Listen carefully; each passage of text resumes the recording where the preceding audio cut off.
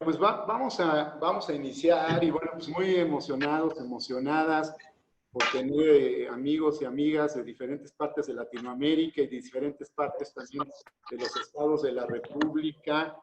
En este conversatorio es un gusto estar con ustedes. Soy José Ángel Aguilar Gil, presidente de la Asociación Mexicana de Psicoterapia y Psicoanálisis Relacional, que somos capítulo México Contemporáneo de la Asociación Internacional de Psicoanálisis.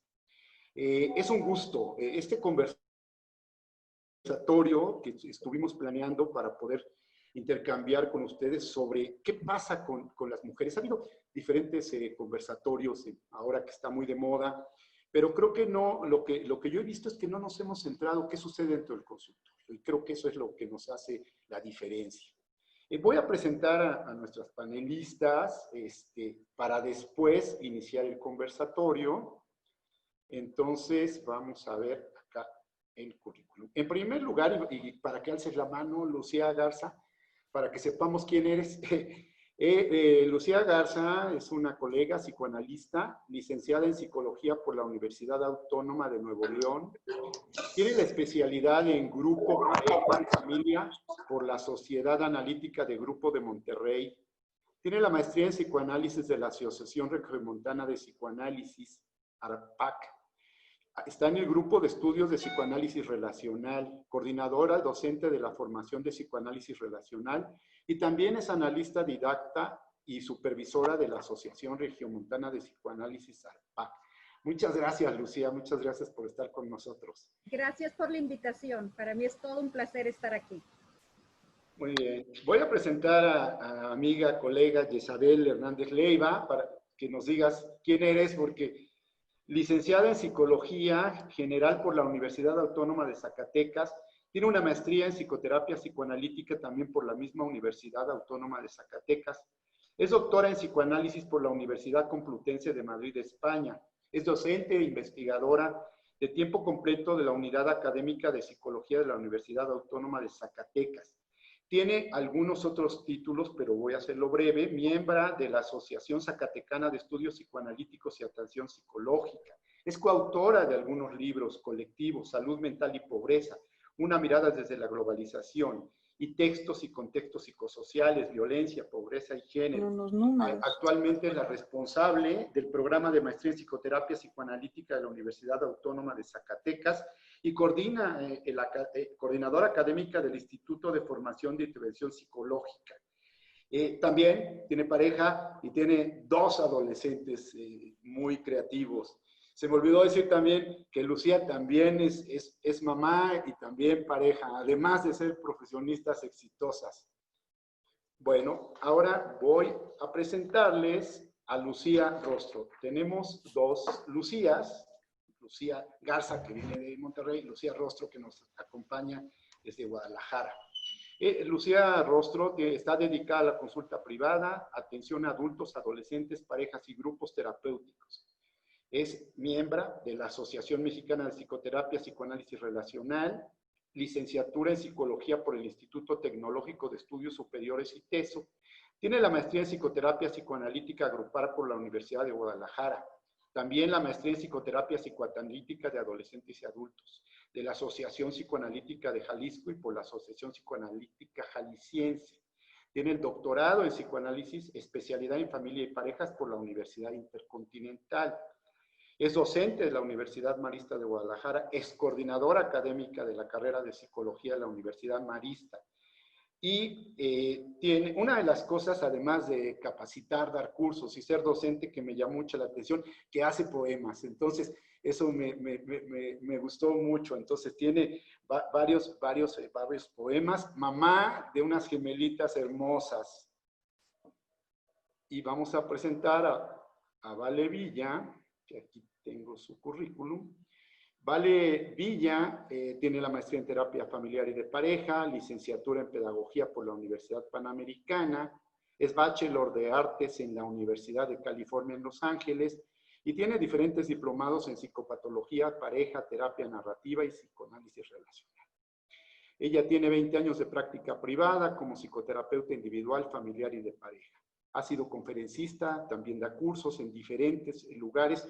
Y una de las cosas de Val es que ha entrado mucho en los medios y eso nos ha dado la oportunidad a todas las personas que nos dedicamos a la psicoterapia a tener una entrada a los medios, que es tan importante el contacto con las diferentes poblaciones que existen en los medios, diferentes programas, Foro TV, Radio Fórmula, IMER, Radio, MBS, es columnista de periódico y también ella es autora de varios libros, Secretos de una terapeuta de pareja, de Editorial Planeta, El misterio de la mente y las emociones, que lo acaba de presentar el día de ayer por la tarde, mamá de 3 jóvenes también, 2 hombres y una chica. Entonces, bueno, pues aquí tenemos grandes amigas, colegas, que me siento muy orgulloso y honrado de tener la presencia, de trabajar con ustedes. Voy a hacer una introducción y de inmediato entramos al tema. Estamos viviendo en una nueva normalidad y podemos preguntar, ¿qué tan nueva es? En el caso de las mujeres, ¿cómo se está viviendo este confinamiento?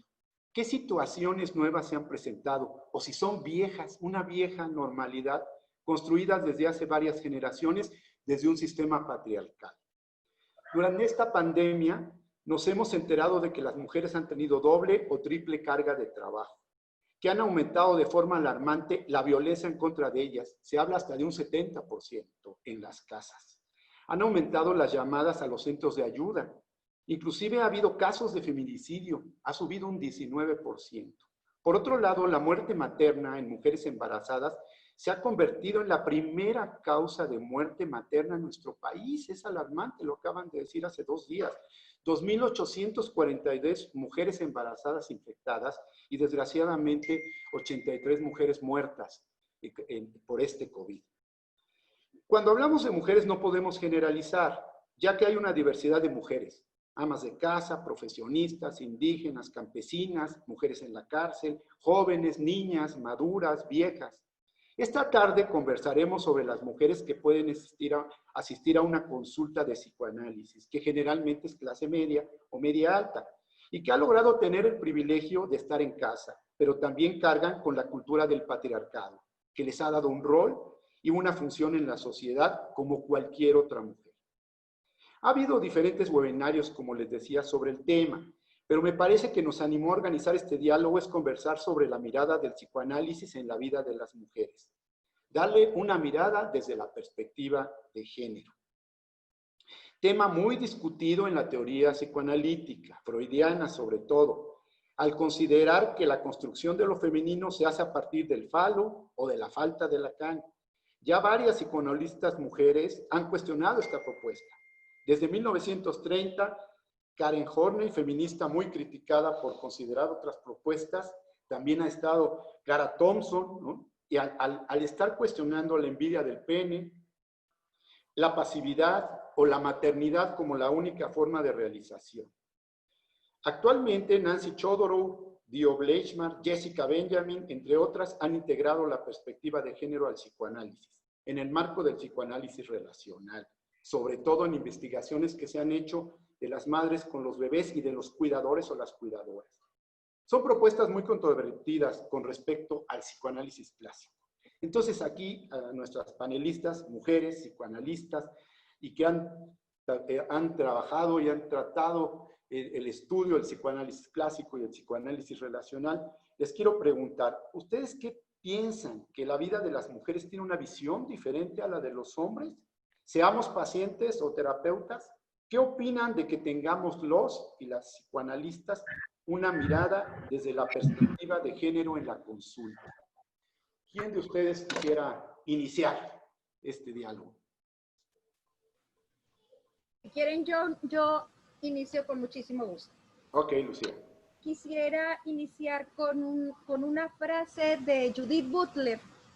Ella se abre en comillas. El simbolismo del futuro será en el que la feminidad tenga múltiples posibilidades, cuando sea liberada de la exigencia de ser una sola cosa o de cumplir una sola norma, la norma creada para ella a través de los medios falocéntricos. Se cierran comillas. En los años 60 se comercializa la pastilla anticonceptiva, rompiendo viejas barreras ideológicas y transformando valores humanos, sobre todo en el ámbito femenino. En la misma década, Robert Stoller introduce el concepto de género en el psicoanálisis y apuntala la importancia del papel de los otros en la configuración mental de la identidad de género. Quisiera definir a qué nos referimos con género. Desde el punto de vista del constructivismo, podemos decir que es la construcción social y cultural que cada sociedad atribuye a las diferentes características emocionales, afectivas, intelectuales y conductuales como propias de hombres y mujeres. Vemos cómo este comportamiento en su base aprendido configura los roles que se desarrollan en la sociedad. El estudio sobre la perspectiva de género investiga cómo se construye y operan estas diferencias. No solo son los padres, sino que el grupo que rodea a la niña, es decir, su ecosistema, la familia, los pares, la escuela, etcétera, quienes inscriben las identidades de género. En la actualidad hablamos de identidades en plural. Los matices asignados en cada sociedad, en cada época, a cada género, van a ayudar a las configuraciones de principios organizadores, es decir, en cómo pensamos, sentimos, leemos, actuamos y la forma de andar en este mundo, y también en cómo enfermamos, por lo que entonces influye en cómo enfrentamos esta pandemia. El analizar las construcciones socioculturales, familiares, psicológicas y emocionales es parte de nuestro trabajo psicoanalítico y psicoterapéutico relacional. Dado por sentada la pluralidad de los diferentes enfoques explicativos que conforman este paradigma, además del diálogo entre otras ciencias, tomando en cuenta los roles de género y cómo repercuten en este momento, en la época del coronavirus, es lo que nos atañe en esta charla. ¿Por qué consultan las mujeres? Considero que los estados de ansiedad por diferentes causas, entre ellas el estrés postraumático, la depresión, desde distimia hasta depresión mayor, alexitimia, trastornos de conducta alimentaria, trastornos psicosomáticos y somatopsíquicos, y algo que yo llamo mal de amores, que se manifiesta en variedad de síntomas. Es lo que veo con mayor frecuencia en mi consulta. Hay diversas formas de entender esto. Sin embargo, con la óptica que me gustaría abordarlo es bajo el punto de vista relacional, que es lo que yo trabajo, tomando en cuenta el contexto y la red intersubjetiva que co-creamos cada una de mis pacientes y yo. Los estereotipos de género cambian según la época. De ahí la importancia de tomar en cuenta el contexto de desarrollo de cada una de ellas y el mío propio. Los roles de género nos ayudan a ubicarnos en diferentes escenarios. Escenarios en la relación de pareja o en la familia, en la relación con los padres, con los hermanos, con los hijos, en dónde están situados en el vínculo de la amistad, ya sea con hombres o con mujeres, y en el ámbito laboral. Y hoy por hoy, ¿cómo se enfrentan con las connotaciones que trae la pandemia en su condición de mujer? La mujer tradicional, en donde su rol como mujer es cuidar la casa, los hijos y el marido, es la mujer que acude a consulta y busca un lugarcito para tener su sesión, ya sea el closet, el baño, la cochera, el carro, buscando privacidad, o de plano suspendió porque sabía que no contaba con ella. La mujer en transición.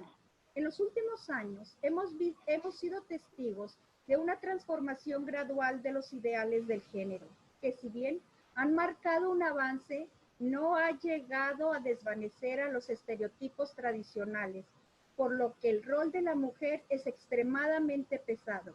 Es la mujer que trabaja, que cuida la casa, que cuida a los niños, atiende al marido y a veces a los padres, donde la ayuda se recibe como un favor y la labor de equipo queda eclipsada. En esta época quedó en medio de las exigencias.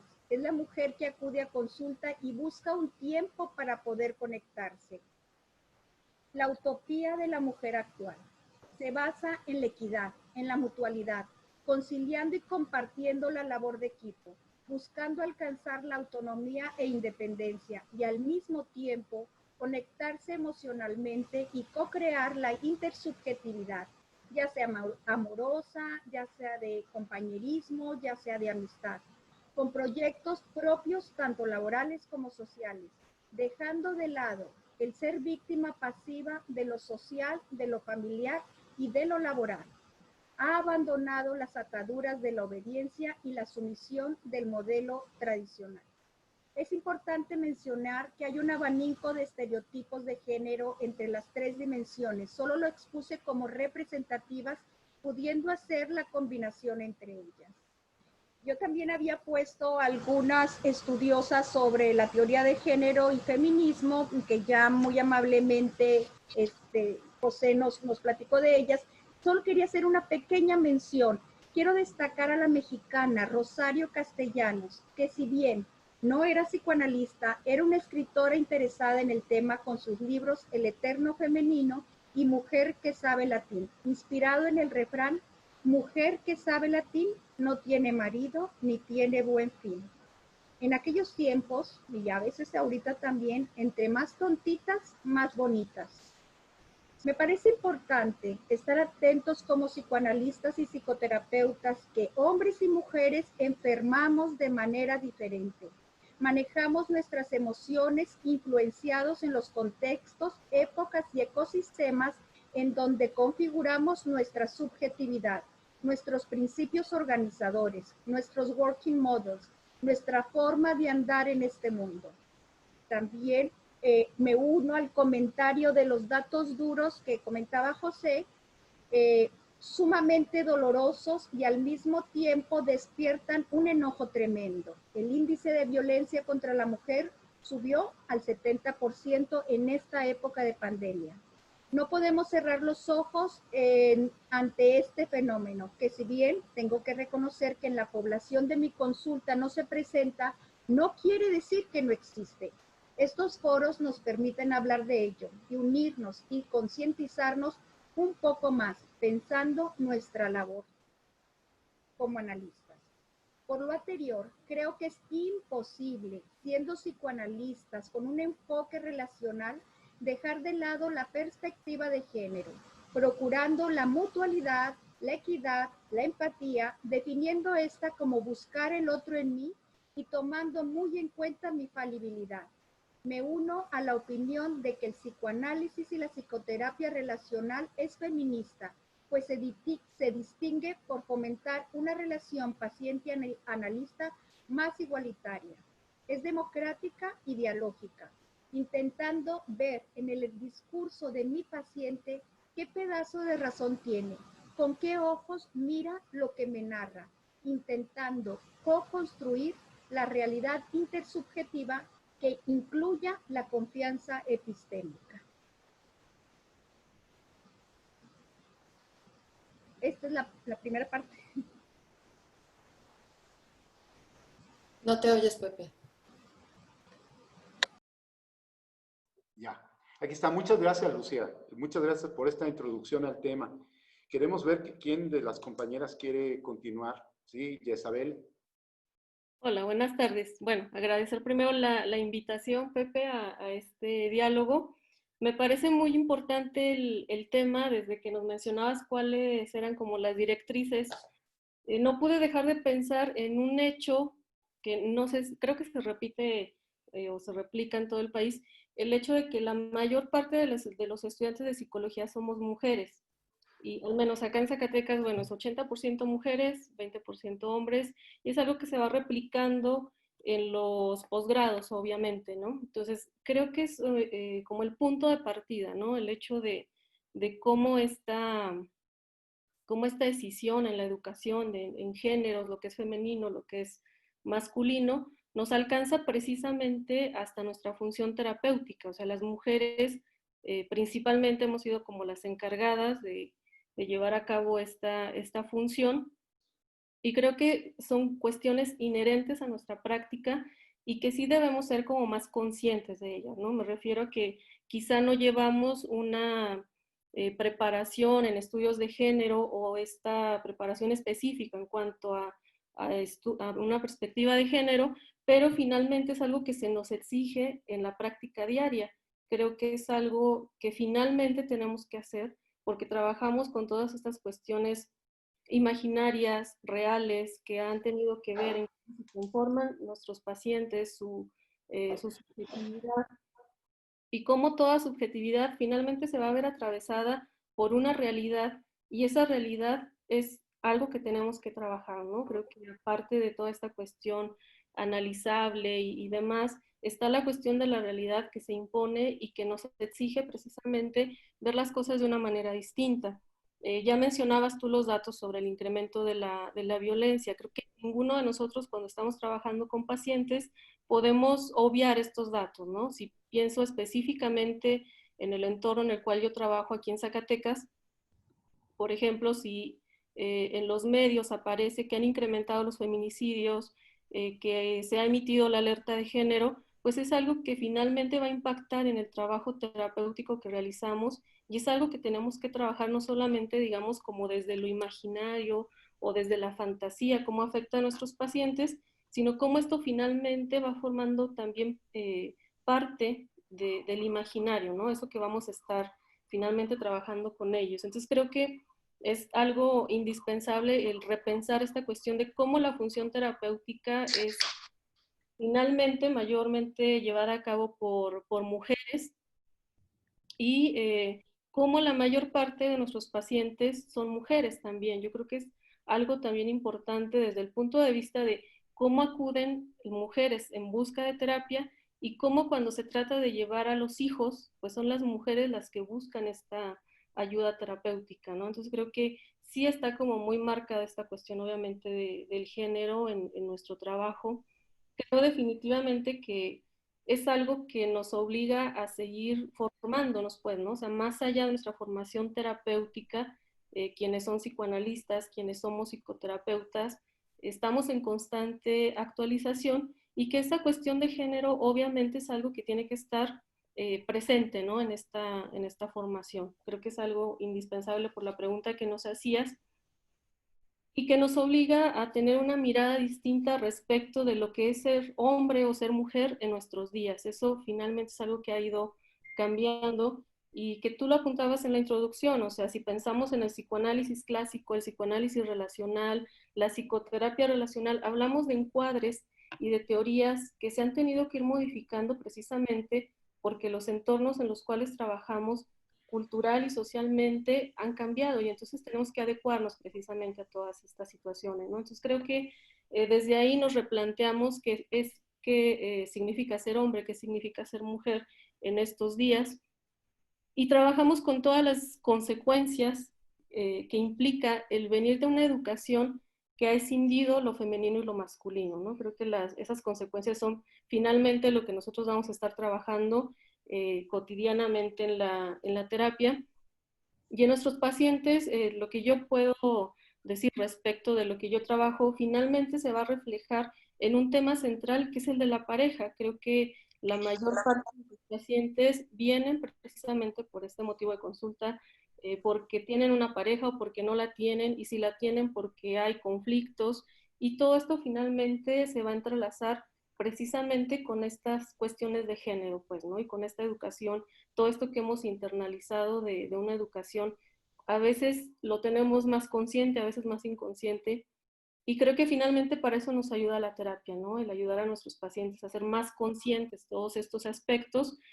Y finalmente, bueno, creo que como terapeutas también es algo que debemos como analizar el qué tan conscientes estamos precisamente de esta educación de la cual también nosotros somos, por así decirlo, víctimas, y que bueno, no es solo como la mirada hacia el paciente, sino la mirada hacia la función terapéutica, como ya lo mencionaba la compañera anterior. Creo que no solamente es como una formación teórica, es una formación también en supervisión, en análisis, que nos tiene que llevar a una comprensión un tanto distinta, ¿no? Bueno, eso sería. Gracias. Ok, Isabel, muchas gracias, ¿no? Y claro, es de llamar la atención lo que decías, ¿no?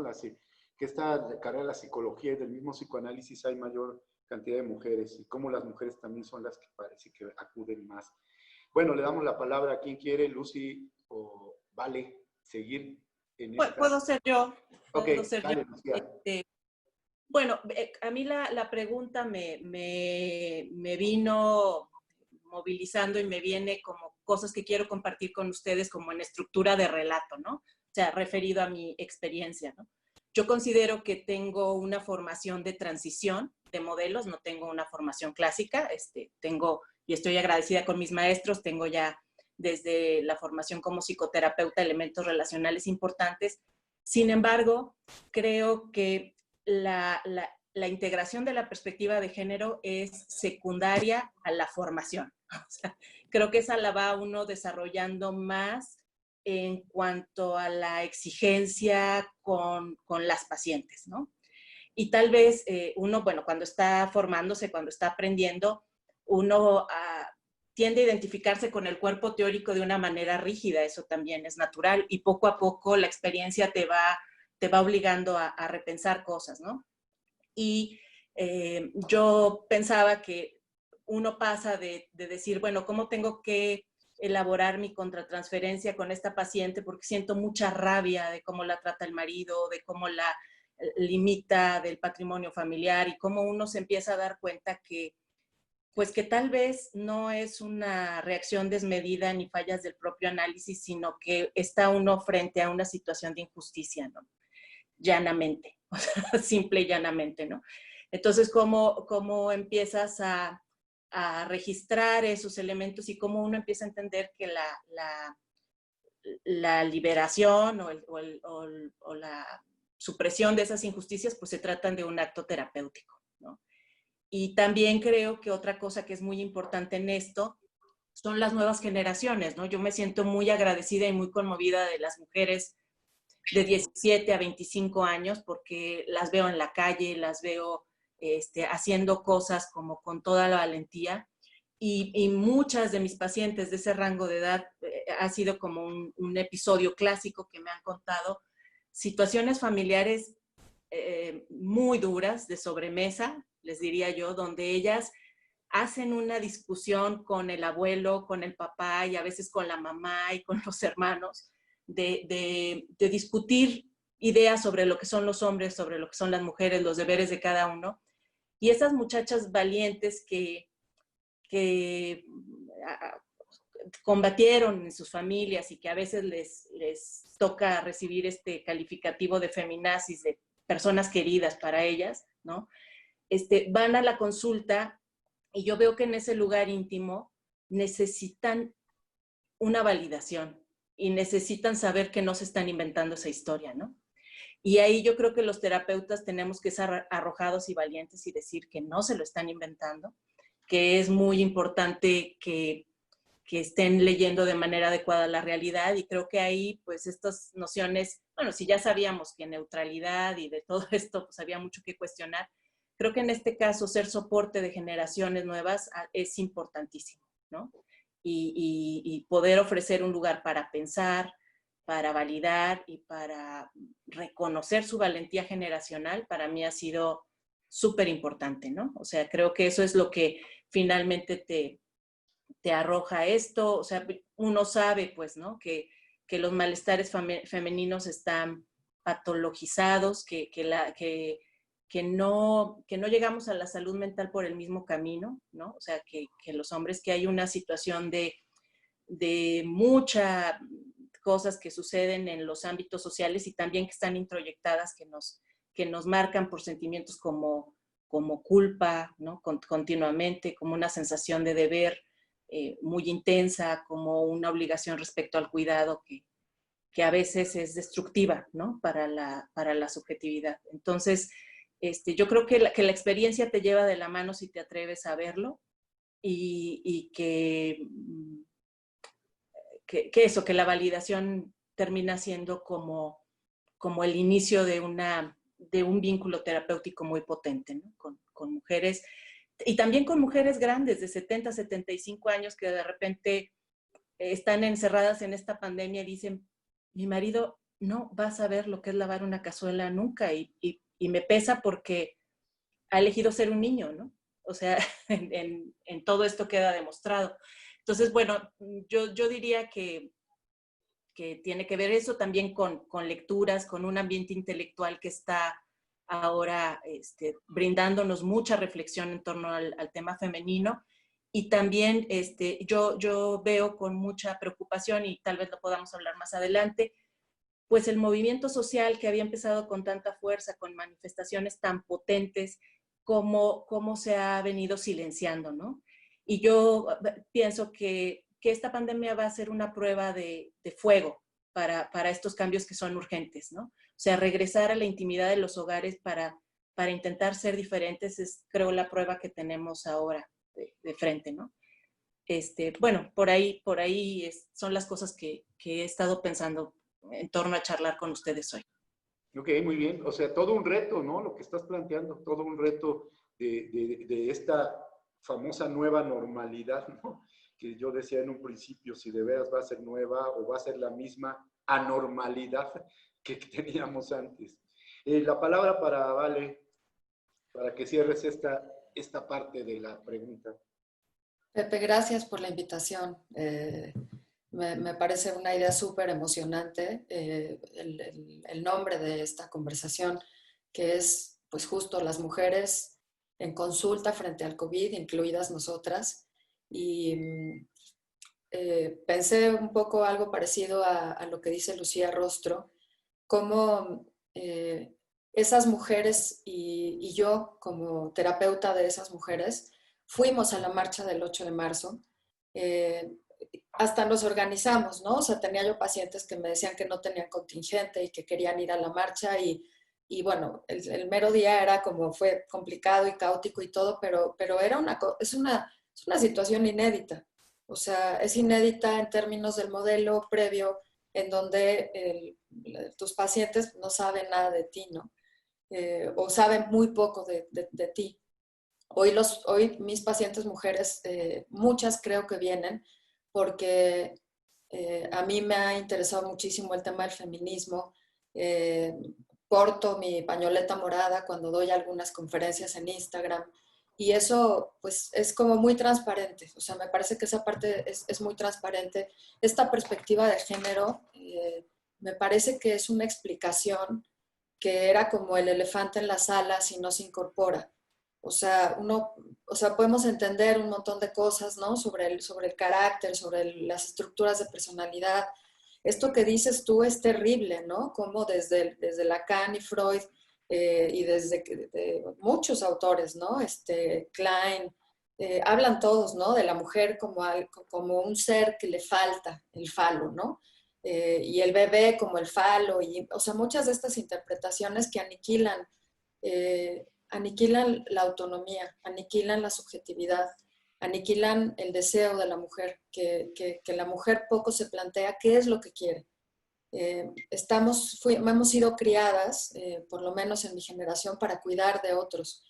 Las mujeres más jóvenes, yo sí veo como las mujeres frente al COVID, pues hay de todo, ¿no? O sea, creo que este enfoque en donde nos podemos dar cuenta, todas, ¿no? Las pacientes y yo, que por el simple hecho de ser mujeres ocupamos un lugar distinto en el mundo. Es una forma diferente de relacionarnos con el mundo. Los otros nos ven de manera diferente. Como dice, bueno, o sea, la perspectiva de género es hacer esta distinción entre ser hombre o ser mujer, como lo tan importante como lo diferente que es ser blanco o negro, ¿no? Como con todas estas luchas también raciales que de alguna manera han venido en cascada, ¿no? Los movimientos de los 60 por los derechos humanos vinieron seguidos del movimiento de la liberación femenina, del movimiento de la liberación sexual. Y entonces digo que es como el elefante en la casa porque creo que muchas veces, o por lo menos yo sí hace 15 años, no tenía clara esta perspectiva, hace 10 tampoco, o sea, como que ha sido algo que ha ido creciendo. Entonces, me parece que después de que tomamos la calle de manera masiva, en todas partes, en muchas partes del mundo, ahora el consultorio se convierte en un lugar de resistencia, o sea, en un lugar en donde sí resistimos, en donde uno puede señalar, digamos, desde el lugar de validar validar lo que una mujer quiere, validar lo que una mujer necesita. Yo también estoy de acuerdo en que los motivos de consulta en muchos casos son la depresión, mujeres deprimidas, muchísimas, este problema que no tiene nombre, que tiene que ver con mujeres que viven en familias tradicionales, en donde pues pueden tenerlo todo, pueden tener un marido, una casa, el perro, la camioneta o un cochecito, lo que sea, pues, ¿no? Pero que no están contentas, ¿no? Que no se sienten felices y no entienden por qué. O también mujeres más jóvenes que atiendo, que están solas, o sea, que han elegido estar solas, que han elegido no tener pareja, que han elegido ser autónomas y que ahora durante la contingencia sí se han sentido muy vulnerables. O sea, han pensado muchas veces que les falta un hombre a su lado, que les falta alguien que las proteja. Además, para acabarla de fregar, vino el COVID y vino un temblor hace como 3 semanas. Entonces, nos tocó a muchas compartir este sentimiento de vulnerabilidad que muchas depositan, ¿no? en la figura masculina, el no tener un hombre que te proteja, que te cuide, ¿no? Y ahí me incluyo yo porque yo soy felizmente divorciada. Entonces, me parece que esta perspectiva sí nos ayuda a actualizar las teorías, que nos tendría que ayudar a tener mucho más cuidado en tratar a las mujeres desde la falta, como si les faltara algo, ¿no? Y esto que todas han mencionado de alguna manera, ¿no? Como el estereotipo femenino y el estereotipo masculino que tanto daño hace a la libertad. O sea, estas expectativas que estamos queriendo cumplir y a veces también son inconscientes y son inconscientes de manera colectiva de qué se espera de nosotras. Y se espera todo, ¿no? Las escuchaba yo y digo, se espera que seamos unas malabaristas, que ganemos dinero, que sepamos cocinar, limpiar, cuidar, proteger, consolar. Son una cantidad de cosas que son absolutamente agotadoras, desgastantes. Veo yo mujeres exhaustas en esta pandemia, agotadas, me incluyo también. Entonces, creo que es una explicación, un enfoque que amplía nuestra visión de la enfermedad o de la salud de las mujeres que atendemos. Muy bien, vale. Muy interesante escucharlas, ¿eh? O sea, me parece que se abre un abanico de posibilidades desde las situaciones educativas, desde las situaciones políticas, desde el consultorio. Me llama, digo, podría decir muchas cosas, este imaginario, esta subjetividad y cómo está cambiando con el COVID o no, esta nueva idea de las situaciones que van a venir después y un futuro prometedor o no para las mujeres y también en qué afecta a los hombres. Varias de ustedes dijeron lo del 8 de marzo, que a mí me parece muy fuerte, ¿no? Después de que los mismos hombres nos impactamos de alguna manera, algunos más en un sentido más negativo, algunos con más posibilidad de acompañar a estas mujeres, como esta libertad, ¿no? Inclusive la parte más agresiva de algunas de las chicas que salieron, pero esta oportunidad de tomar las calles y todo en diferentes ciudades, me parece que viene una situación de confinamiento, ¿no? Pareciera que la naturaleza lleva bueno, ya se liberaron demasiado, vénganse a la casa, a lo que decían, ¿no? A la doble o triple jornada, a atender, a cuidar. Muchas mujeres no solo atienden o cuidan a sus hijos, a sus esposos, sino también a sus padres, ¿no? Con una gran necesidad y gran culpa de decir, si salgo a trabajar, ¿qué tal si los infecto? Entonces, se vuelve todavía más complicado esta situación, ¿no? De estas mujeres, no de todas, pero de una gran mayoría en nuestro México, de esta situación de vulnerabilidad. Me gusta también esta parte del elefante en la casa, ¿no? Que sería el género.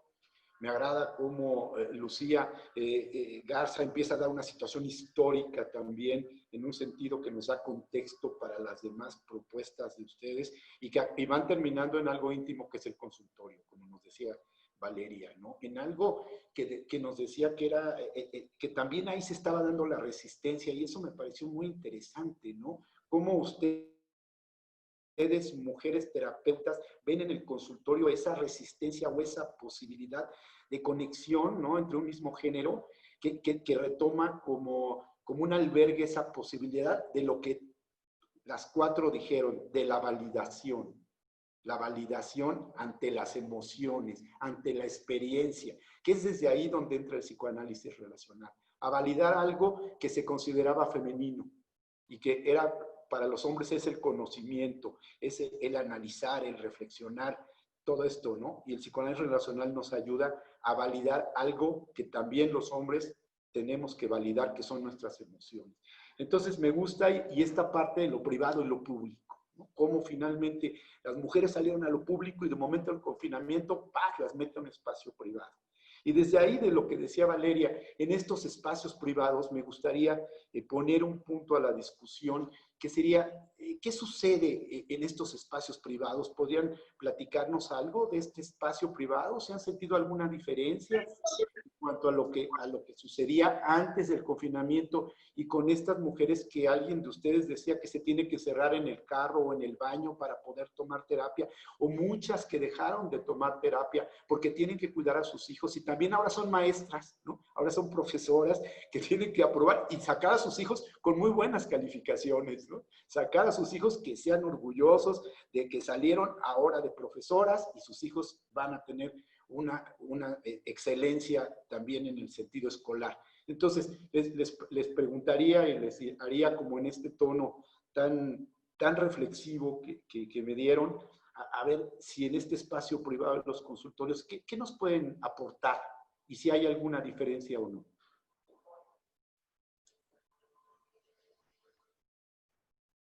A ver, perdón. ¿Sí? ¿Quién quiere? ¿Lucía o Lucía? Ok, vas, Lucía. Bueno, un poco más del 50% de mi consulta son mujeres. El rango de edades está desde la década de los 20 hasta la década de los 60. Tomaré unos ejemplos, así como de mujeres representativas. Me encantaría hablar de todas, pero solo así como unas muy puntuales. Pacientes con problemas preexistentes, ya sea con problemas del sistema inmunológico, obesidad o diabetes. Bueno, en ellas se presenta un fantasma persecutorio, una ansiedad tremenda a correr el riesgo de infectarse y una preocupación constante por su familia.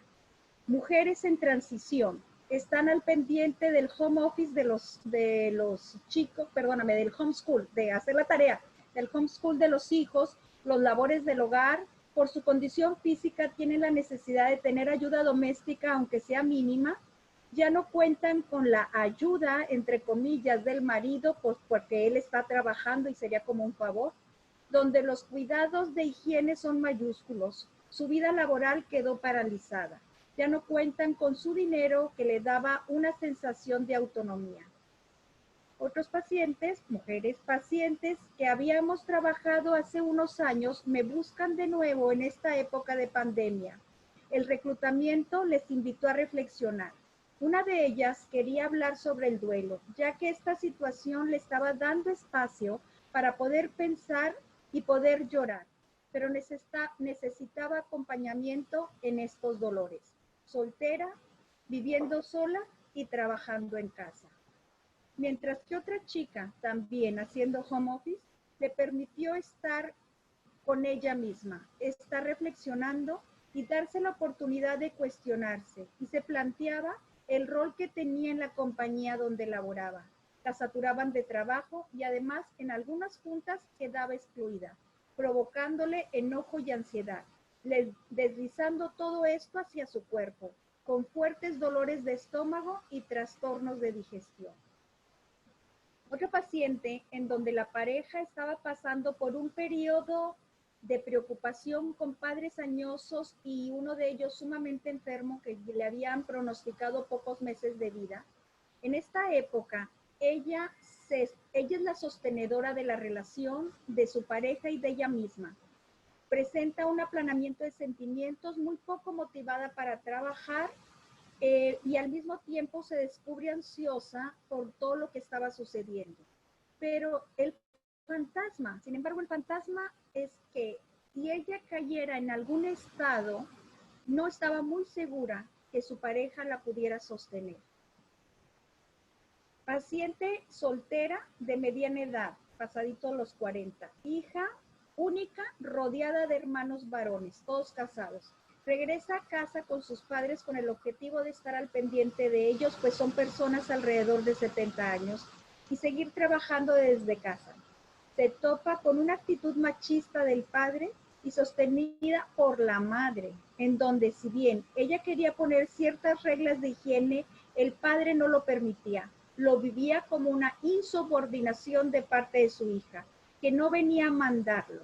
Un padre añoso, educado en lo tradicional, con esta configuración, y por parte de los hermanos la postura de tú eres la mujer, tú eres la soltera y tú eres la encargada de mis papás. Me parece importante subrayar que en mis pacientes mujeres hay dos factores que creo yo concretos que tienen cierta tendencia en cómo están viviendo esta pandemia. Me refiero a vivir en pareja o con los padres o con su familia o vivir sola. Se enfrentan a diferentes situaciones, fantasmas y estados mentales.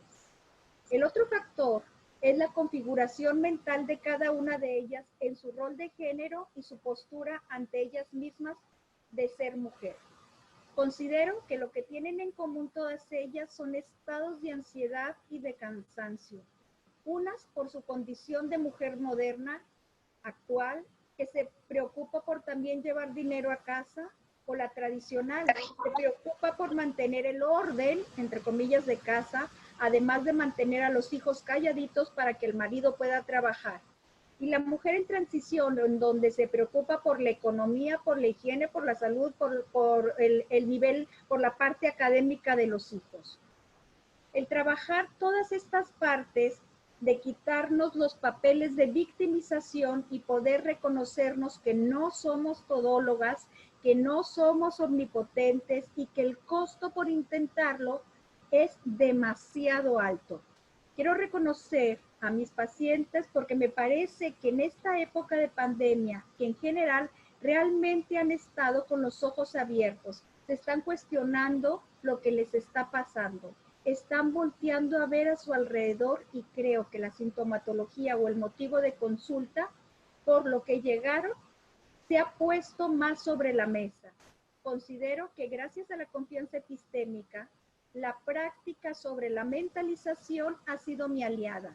Entiendo como mentalización de que mi paciente se dé cuenta que las personas que están a su alrededor también tienen estados mentales. Como están conviviendo constantemente y interactuando, y el poder llegar a pensar en esto nos ha sido de gran ayuda. Paciente que si bien ella decía que tenía que gritar fuerte para que le escuchara, llegamos juntas a pensar que más que un grito fuerte necesitaba un grito eficiente, y esto involucraba que también permitiera dejarse ayudar. Rapidito, no puedo dejar de nombrar el conocimiento relacional implícito que queda mucho más claro a través de las narrativas de los pacientes. Me da la impresión que esto se da por esta cercanía con los padres y estos ojos muy abiertos.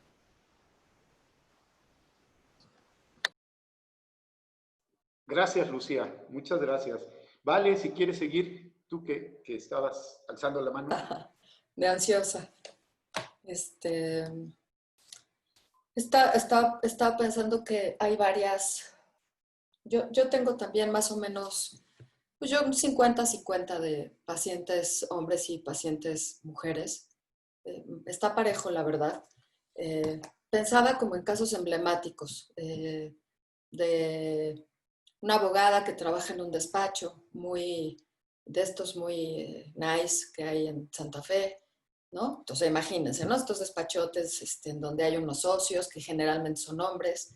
Y entonces esta es una mujer que lleva un tiempo trabajando ahí y el hacer el trabajo en la casa, pues baja mucho el trabajo, se da cuenta de cómo estaba absolutamente contagiada de la neurosis obsesiva del jefe y que esa es una de las razones por las que ella llegó a consulta. Estaba teniendo problemas para dormir, estaba sintiendo muchísima angustia y entonces decide después de varias semanas, porque bueno, pues llevamos más de 100 días encerrados, encerradas, y entonces después de un rato decide que se quiere independizar, o sea, que no quiere volver a esa estructura de amo y esclavo, que es muy típica de los despachos de abogados, ¿no? En donde pues, o sea, hay toda una jerarquía muy clara, ¿no? Entonces, o sea, la pandemia para ella es un detonante de crecimiento, es un detonante en donde dice, ya no quiero que nadie me mande y me explote y me tenga aquí el domingo hasta la 1 de la mañana, ¿no? Porque además, y eso es una cosa de la que se dieron cuenta muchas mujeres en mi consulta, pues esta cosa normalizada de la explotación, ¿no? En donde dicen, híjole, ¿cuántas juntas pudieron ser un mail, ¿no? ¿Cuántas desveladas, cuántos nos urge reunirnos, etcétera, podía haber sido un grupo de WhatsApp? O sea, se dan cuenta de que están trabajando más allá de lo que deben. Eh, Algunas pacientes han hecho conciencia en estos días de que hay una discriminación en ciertas empresas por el simple hecho de ser mujer. O sea, los puestos más altos están prohibidos para ellas. Y entonces eso ayuda mucho porque las mujeres podemos tender a pensar que nos falta talento, que nos falta inteligencia, y en realidad tiene que ver con esta parte estructural heteropatriarcal que sigue estando ahí, ¿no? Que se llama este techo de cristal que muchas mujeres no pueden pasar, ¿no? No pueden romper, o si lo rompen, tienen un montón de consecuencias. También encontré esto que dice Roxane Gay de cómo las mujeres tenemos esta preocupación de ser delgadas. Y entonces, como a muchas mujeres les ha pasado, incluida yo también, hemos comido más, hemos bebido más, hemos estado ansiosas, hemos estado pues, más tiempo metidas en la casa. Entonces, muchas mujeres muy angustiadas por subir de peso. O sea, y eso sí no lo vi en los hombres. O sea, como que no, como que sí vi una diferencia importante. Eh, yo creo, y como dice Kate Millett, que el amor es el opio de las mujeres como la religión lo es de las masas, ¿no? Eso dice Kate Millett. Y entonces hubo 2 o 3 pacientes que un día bromeábamos, hacíamos la misma broma de, y ahora ya no puedo tener sexo casual porque entonces me voy a contagiar, ¿no? O sea, que una de las actividades más peligrosas en la pandemia es tener sexo casual, tener sexo con alguien que no conozcas. Y entonces la broma era, pues mejor adopta un perro, ¿no? Que ahorita están los perros se pueden adoptar de manera temporal y después tú ya decides si te quedas con el perro, pero podrías adoptarlo. Varias adoptaron un perro y resolvieron su problema de estar teniendo sexo casual por soledad o por ganas de tener contacto o por ganas de, a veces, de tener a quien amar, ¿no? Entonces, no estoy diciendo que la relación de pareja sea equivalente a la relación con una mascota, pero algunas resolvieron esta ansiedad sexual, digamos, ¿no? Estas ganas de o esta pérdida, porque es una pérdida, ¿no? O sea, es una pérdida pues, para las chavas solteras, el no poder ligar, el no poder decir, bueno, pues Tinder, pues ya lo bajé, ya no estoy pagando el Tinder Plus o lo que sea que estuvieran pagando de apps para citas. Entonces, pues sí, creo que todo esto tiene que ver con género, ¿no? Y obviamente doble y triple jornada, mujeres haciendo 1,000,000 de cosas, dándose cuenta de todo lo que hacía la empleada doméstica, si es que tenían el privilegio de poderla pagar, y dándose cuenta no solamente con el marido, la pareja, sino con los hijos, o sea, de cómo los hijos están esperando que la mamá resuelva todo, ¿no? Y cómo ha tenido que haber todo un proceso de reeducación de la familia para repartir el trabajo doméstico. Bueno, nos das un panorama que completa pues el de Lucía. Me gustaría seguir escuchando y después hacer un comentario de lo que dijeron. Jess, vas. Ok, bueno, yo esta pregunta la ubiqué un poco más en mis pacientes, o bien que acuden a terapia de pareja, o cuyo conflicto por el cual acuden, pues es fundamentalmente la pareja. Lo que he observado a raíz de la pandemia, por un lado, creo que en general este asunto de la reducción del espacio físico de convivencia, pues a todos nos trae conflictos, ¿no? El no tener como estos espacios y estos tiempos de intimidad. Y creo que en particular a mis pacientes esta situación les genera varias situaciones. Por un lado, el hecho de sentirse como invadidas en su espacio, por ejemplo, las que no trabajan fuera de casa y que entonces ahora tienen hijos y tienen esposo en casa y entonces ya sienten que su espacio está invadido y no tienen sus propios tiempos y espacios. Por otro lado, ubico a aquellas personas, aquellas parejas que no tienen un ingreso seguro y que entonces el asunto de lo económico se convierte en la punta del iceberg, ¿no? Se trae todos los conflictos que de por sí ya existían, pero creo que es el punto que viene a detonar la crisis, ¿no? Porque es algo real, algo urgente y que se tiene que resolver. Por otro lado, las personas que ya tenían problemas de pareja, pero que la convivencia tan cercana hace que se vuelvan cada vez más intolerables y que se exige como más la resolución, pues, ¿no? Es algo que ya no se puede postergar y entonces suena a veces absurdo las cuestiones que me narran en las sesiones por las cuales están discutiendo, que son detalles quizá muy insignificantes, pero que vienen pues a condensar una serie de situaciones que ya estaban viviendo, ¿no? Y que la intolerancia, bueno, hace que se vuelvan aún más complicados de resolver y que en algunos casos el mismo confinamiento hace que no se pueda dar solución a los conflictos de pareja, ¿no? Porque si estaban pensando en una separación, pues entonces hay que esperar a que se solucione todo este conflicto y hace que se vuelva como más complicada la situación. Y por último, vería esta situación que ya han comentado mis compañeras, la situación de la multiplicidad de roles, ¿no? El hecho de la mujer que está trabajando en casa, bueno, que está haciendo trabajo de oficina en casa, pero que ahora tiene que hacer trabajo propiamente del cuidado de los hijos, del cuidado de la casa, y que es luego donde surge como toda esta conflictiva respecto de quién lo debe hacer, ¿no? O sea, porque culturalmente está designado quién lo debe hacer y mamá debe ser la que lo soluciona y mamá debe ser la que saca adelante las situaciones y que vienen estas discusiones respecto de a quién le toca con sus parejas y donde se ve en esta situación de frustración, ¿no? Que también ya lo habían comentado por ahí, que nos involucra a nosotros también en esta situación de frustración de qué hacer, ¿no? O sea, cómo lidiamos en la terapia de pareja con ese macho que no está dispuesto a cambiar y que está convencido de que su mujer es la que tiene que resolver todo, ¿no? Es como muy complicado porque no es solamente como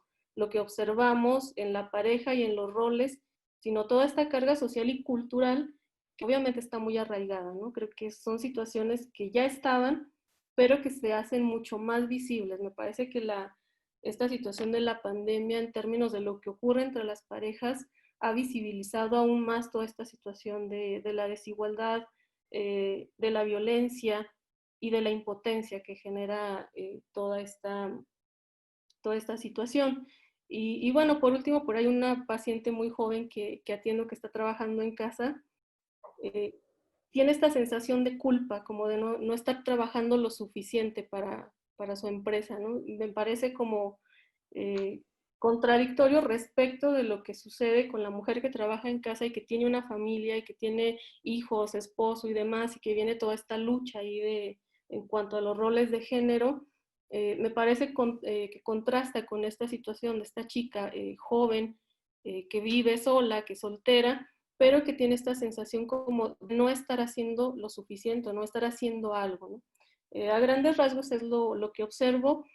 Siento yo, lo decía al inicio, que en general en mis pacientes se ha reflejado como más en la dinámica que tienen de su pareja, en la conflictiva y cómo se hace como más urgente resolverlo, pues, ¿no?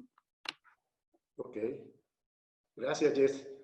Lucy. Bueno, sí, yo quisiera como no obviar una cosa que a mí me resultó muy sorprendente.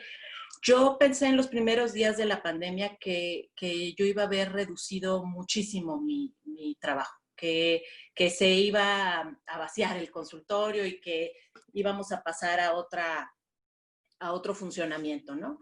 Y no sucedió eso. O sea, creo que somos muchos los que estamos diciendo que estamos trabajando mucho, que han regresado muchos pacientes a la consulta y que curiosamente esta idea de que la psicoterapia era una especie de lujo creo que está muy claro que no es así y en este tiempo no es así, ¿no? Creo que es un tiempo estratégico donde las personas pueden pensar. O sea, yo cuando los primeros días de la pandemia, que creo que fueron los que yo viví con más angustia, decía, qué maravilla trabajar porque me puedo poner en el presente y eso me evita estar como volando con la cabeza de cuándo se va a acabar esto, qué va a pasar. O sea, podíamos colocarnos en el presente y hablar de lo que estaba sucediendo y eso era muy tranquilizador, ¿no? Entonces creo que tal vez hay un hito cultural nuevo donde la salud mental tiene más importancia, las generaciones creo que eso me ha dejado de reflexión, que no estamos rezagados en cuanto a la importancia que la gente le da a nuestro trabajo y eso me ha parecido muy importante, ¿no? Luego, con las mujeres, creo que la cuestión de la autonomía, del tiempo personal, del tiempo para pensar en lo propio, se ve ahora como, o se corre el riesgo de sentirse como frívolo, como que no hubiera tiempo para eso, ¿no? Como que son cosas que incluso algunas mujeres hacen a escondidas, ¿no? Dije que iba a una junta y me fui a sentar a un parque porque no quiero saber de nadie, ¿no? O sea, como que no se puede decir con, con mucha tranquilidad frente a la pareja o frente a los hijos, que se necesita estar sola, que no se quiere atender las necesidades, ¿no? Eso o no se hace o se hace disimulado, ¿no? Con una especie de duda de si es legítimo o no, ¿no? Yo creo que eso también ha sucedido. Creo que las mujeres que hemos tenido hijos podemos recordar en este tiempo como los días posteriores a un parto, ¿no? Que está uno muy descompuesto de todo a todo, ¿no? Con sensación de que el cuerpo no es el mismo, la cabeza no es la misma, la identidad personal se está borrando. Muchas mujeres me han dicho, me siento otra vez como si acabara de nacer mi hijo ayer, ¿no? En esta sensación de estar en pijama, confundidas y también como rebasadas, ¿no? Por las tareas y como sin saber algunas cómo enfrentarse, ¿no? Yo creo que se parece un poquito a ese tiempo. Me llama la atención también la cantidad de mujeres que me dicen que se les está cayendo el pelo, o sea, como una cosa muy repetida, ¿no? Me voy a quedar pelona, se me está cayendo el pelo, como todos estos síntomas de estrés que de alguna manera se pueden ligar a una sensación de deterioro, ¿no? De pérdida y deterioro, lo diría yo, ¿no? También es muy notable para mí como incluso en parejas bastante jóvenes, el trabajo masculino importa más que el trabajo femenino, ¿no? O sea, el trabajo del hombre es el de en serio, el de la mujer no, y a veces no, ni siquiera se corresponde al salario que pueda ganar la pareja, ¿no? Y cómo la atención de la madre a los hijos parece de mayor calidad o de mayor necesidad que la que los padres pueden brindarle a los hijos, ¿no? Como esta frase de la mamá es la mamá, entonces como que mi trabajo no es tan importante y la mamá es la mamá, entonces todas estas cosas de reivindicaciones personales están, yo creo que pausadas o vividas conflictivamente, con una especie de culpa o de que no son oportunas, ¿no? La cuestión de la propia identidad y de la propia conexión con uno mismo, con excepción de los espacios terapéuticos que yo pienso que han sido de mucha valía y de mucha importancia y a los que veo que la gente no está renunciando fácilmente, ¿no? Algunos lo han tenido que hacer, pero no está en las primeras cosas que se descartan, según lo que yo estoy viendo, ¿no? Y bueno, esta es la configuración que yo veo con las mujeres, les digo, de edades grandes, como decir, no cuento con mi marido para la ayuda de la casa, vivir la sensación de la vejez en una indefensión y en una soledad por la pérdida del contacto con los hijos, que también es una cosa fuerte, ¿no? Y también como ¿cómo les puedo decir? La casa se apodera de la subjetividad de la mujer, ¿no? Se está viviendo a través de la casa y yo pienso que son tiempos de estallidos y de congelamientos, ¿no? O sea, como que se van alternando estallido, congelamiento, porque no hay hacia dónde salir, no hay hacia dónde huir, ¿no? El espacio de la casa como lo decía Isabel, a ratos la cotidianidad limita y hace que se escondan y se pospongan los conflictos, incluso las separaciones, ¿no? Eso es lo que les puedo compartir sobre lo que veo. Gracias, Lucía. Y bueno, pues nos dejas, me quedo pensando en todo lo que ustedes hablan, ¿no?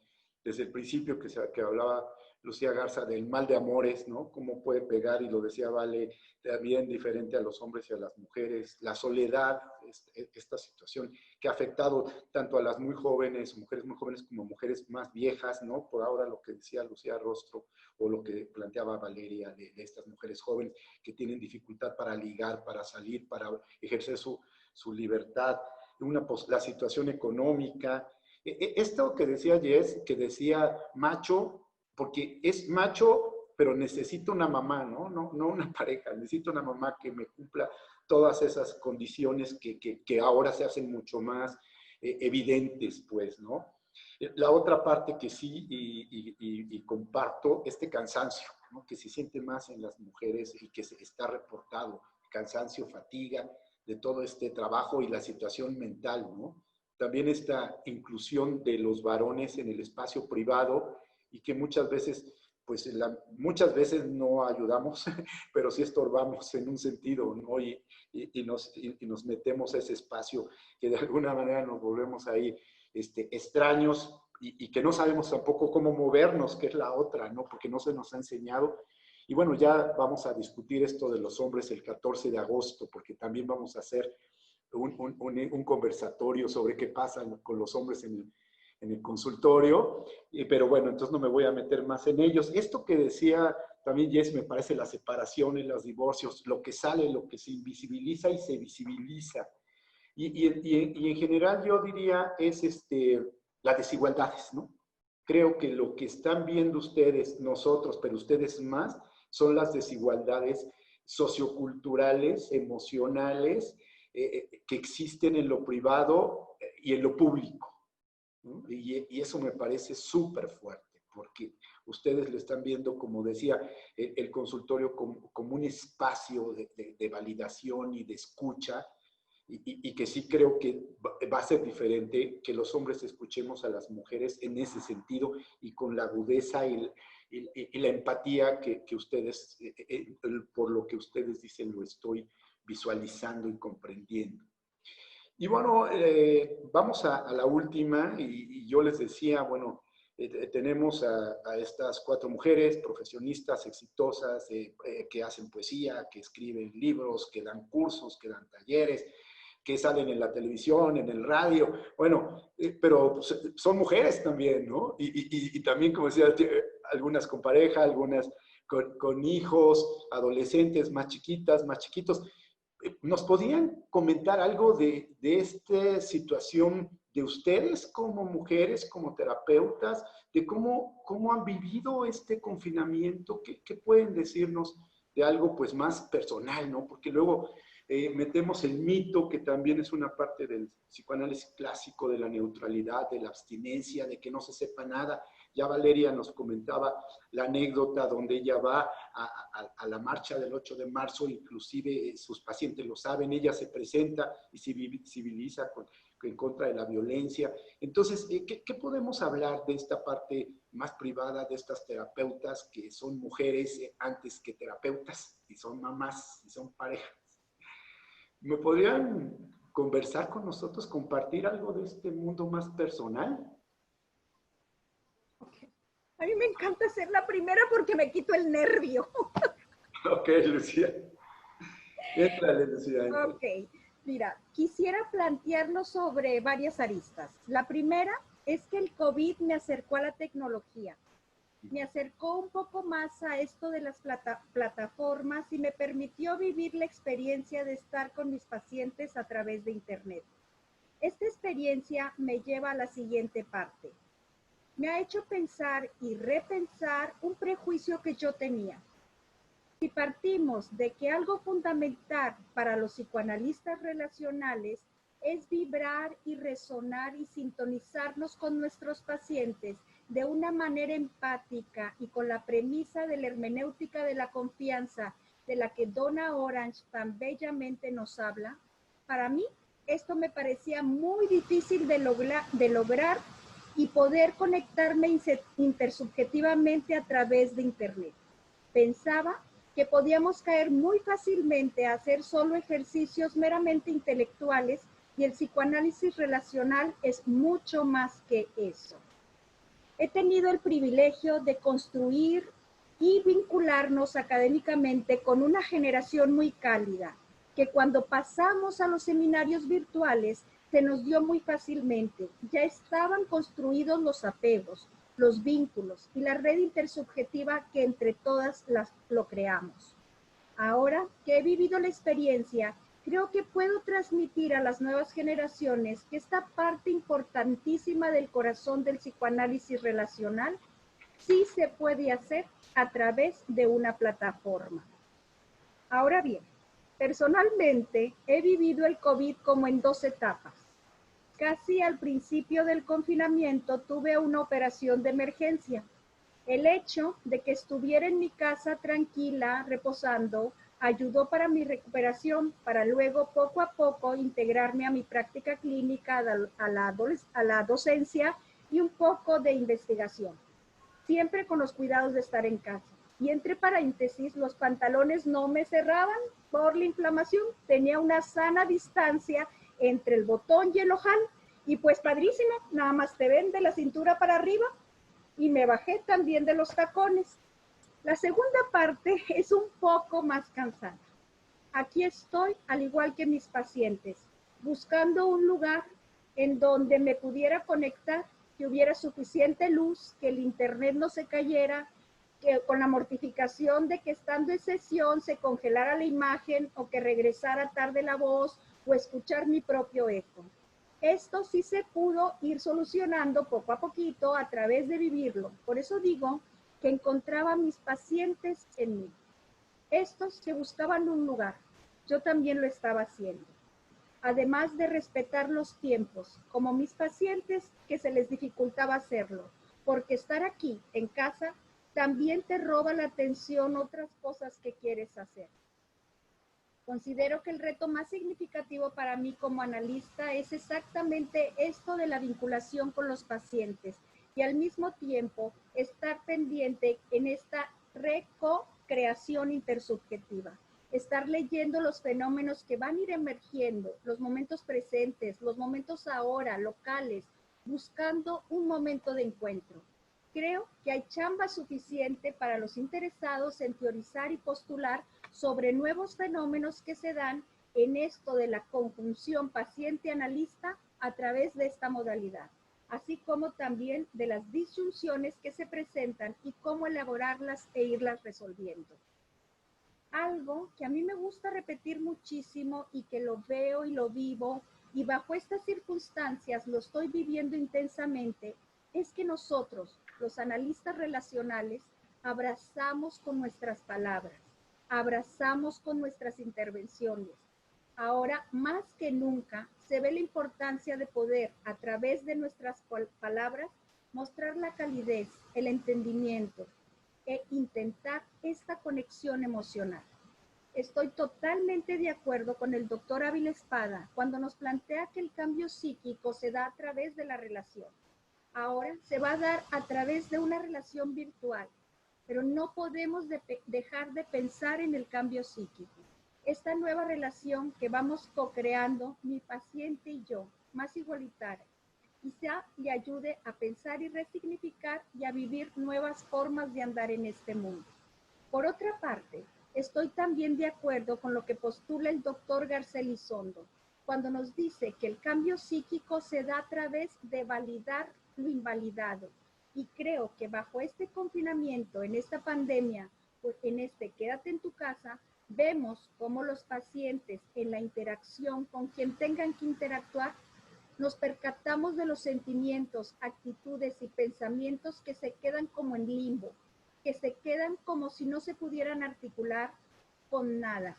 Y es nuestra labor como analistas o psicoterapeutas la intervención para ir validando y resignificando todo aquello. Ya para terminar, la permanente reflexión sobre nuestra propia postura ante cada uno de nuestros pacientes nos ayuda en la comprensión desde una reflexión compartida. La perspectiva de género nos facilita la empatía y nos permite abordar las acomodaciones patológicas que utilizamos para subsistir y que a través del análisis podemos hacerlas cada vez más flexibles. Muchas gracias. Gracias, Lucía. ¿Quién sigue? ¿Quién quiere? ¿A qué, Jess? Pues yo. Bueno, creo, bueno, por un lado, como terapeuta, como lo decía Lucía, también para mí fue nueva esta situación como de adecuarme a la tecnología y en mi caso de mucha resistencia. Yo sí al principio pensaba que era muy complicado atender un paciente a través de la computadora, peor a través del celular. Para mí es como la pantalla está más chiquita, entonces es más difícil. Fueron cuestiones mías, obviamente, pues a trabajar en terapia también, obviamente, ¿no? En la propia, esta resistencia como a trabajar a través de la computadora, pero finalmente ya una vez que comencé, me di cuenta que a final de cuentas lo más importante es el vínculo con nuestros pacientes, pues, ¿no? Y que aquellos que han tenido la oportunidad de sí trabajar a través de estos medios, para ellos es importante sentir que estamos ahí, pues, ¿no? Para cuando nos necesiten y que hay alguien que los escucha y que siguen conservando su espacio íntimo de trabajo, de terapia. Por otro lado, sí he tenido algo de frustración en el sentido de que no todos mis pacientes tienen las condiciones para tomar la terapia de esta manera, porque no tienen un espacio físico adecuado, porque su casa es pequeña y entonces no hay un espacio en el cual puedan hablar libre y tranquilamente. Algunos, como por ahí ya alguien lo comentaba, pues toman la terapia desde su coche, afuera, estacionados, en la cochera. Entonces, es adecuarse a estas situaciones que implica que no todo el mundo tiene acceso a este tipo de terapia. Entonces, por ese lado sí ha sido un tanto frustrante, pero también, bueno, está la cuestión del aprendizaje, ¿no? Para mí implicó aprender que a través de estas tecnologías también podemos seguir trabajando y que se conserva lo más importante. Al principio sentía que no, bueno, yo me preguntaba cómo me voy a dar cuenta de qué está sintiendo mi paciente, ¿no? Pero finalmente ya cuando trabajas dices, bueno, sí nota los cambios en el rostro, en el color de su piel, bueno, los movimientos que hacen. Entonces es un nuevo aprendizaje, creo que eso implica como terapeuta. Ya en la cuestión personal, como madre, bueno, pues mis hijos ya están mayorcitos, es una situación distinta, ¿no? Ellos ya tienen 13 y 18 años. Y como adolescentes yo personalmente me esperaba que iba a ser un poco más complicado por la edad y la necesidad que ellos tienen de su intimidad y sus relaciones con sus iguales y demás, pero hemos encontrado por ahí una manera en la cual nos encontramos, ¿no? Y para nosotros la comida y la cocina ha sido el punto central. Entonces, pues sí, también hemos subido de peso, ¿no? Porque nos la pasamos cocinando y comiendo. Entonces ha sido la manera como de ir elaborando estas ansiedades que luego genera el hecho de estar permanentemente encerrados. Y bueno, me ha dejado un aprendizaje como mujer y como terapeuta, como docente de la universidad.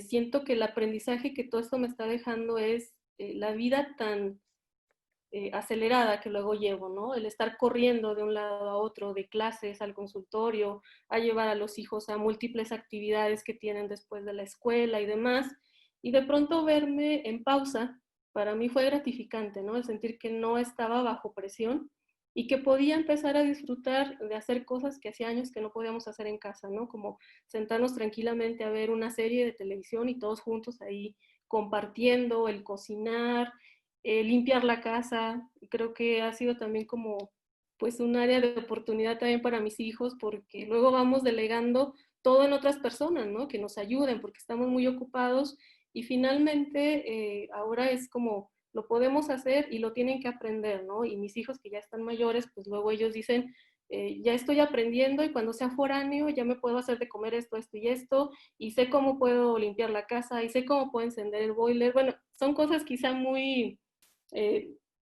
cotidianas, pero necesarias, ¿no? De aprender y que a veces, en mi caso, pues estaban totalmente ausentes ahí de la rutina diaria. Entonces, lo veo como esa área de oportunidad de aprendizaje para mis hijos, la oportunidad de convivir, de retomar el tiempo, y pues me hace cuestionarme si realmente necesito andar en tanta actividad y tan deprisa. Creo que ahora que regresemos a esta supuesta nueva normalidad, pues me estoy planteando, o sea, qué cosas sí son indispensables, ¿no? Y sobre todo el hecho de bajarle a este acelere que luego traigo en lo académico, en el consultorio, con los hijos y demás, creo que es de las cosas buenas que me va dejando la pandemia, ¿no?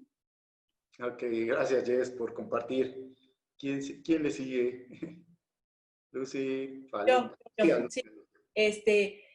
Bueno, yo creo que ha sido como un proceso de pérdidas y ganancias, ¿no? A veces hay días donde se está más en contacto con la pérdida y hay días en que estás más en contacto con la ganancia, ¿no? La pérdida para mí, una importante es mi espacio del consultorio, que me resultaba como la habitación propia, un lugar que tenía que ver conmigo, con mi trabajo, con mi estudio e incluso con mi descanso y mi desconexión, pues eso está perdido, ¿no? O sea, ya está lejos de mí. Y creo que también ha venido como en un proceso de mayor exposición personal entre los pacientes, que a mí me ha resultado muy interesante, ¿no? Cómo queda uno más de manifiesto en la persona que es, en sus contingencias para hacerse de los espacios frente a los equipos, ¿no? Como que se va revelando más las interrupciones de los hijos, todo queda mucho más en evidencia y pues oscilo entre el pudor y pues la aceptación, ¿no? De todas estas cosas que tiene que ver con mi realidad personal.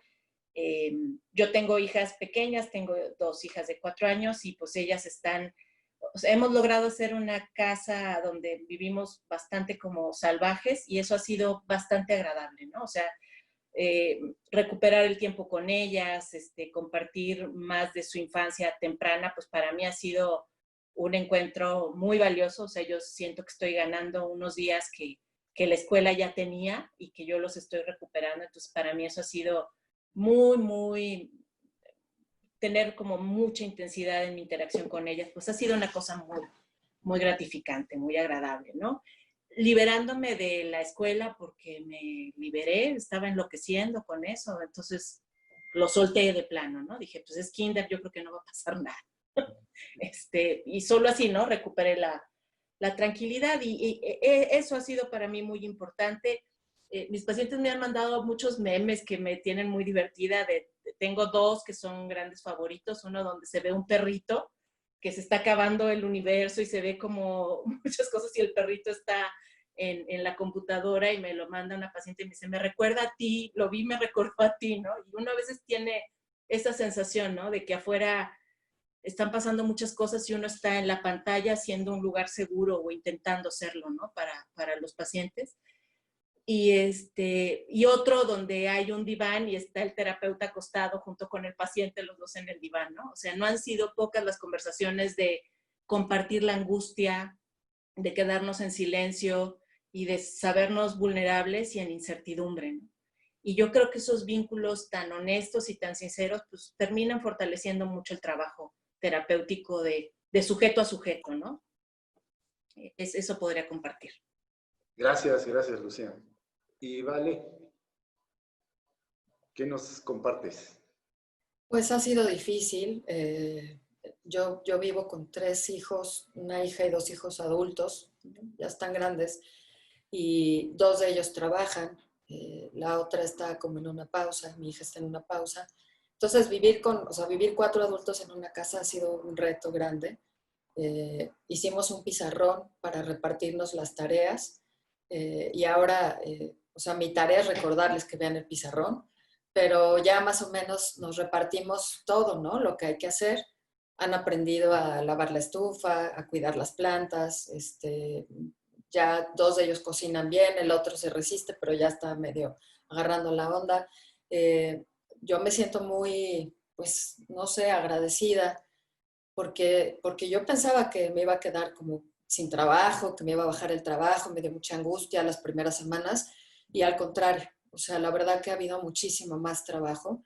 Creo que estos más de 100 días que llevamos de haber roto la rutina, pues han puesto en evidencia lo importante que es la salud mental y cómo, o sea, mucha gente entró en emergencia y mucha gente empezó a decidir hacer terapia. También me parece un fenómeno muy interesante que estoy segura de que hay muchos pacientes nuevos que se describen a sí mismos como muy introvertidos, solamente se atrevieron pensando que iba a ser virtual. O sea, gente que me lo dice incluso, ¿no? O sea, yo jamás hubiera puesto mi cuerpo en el consultorio.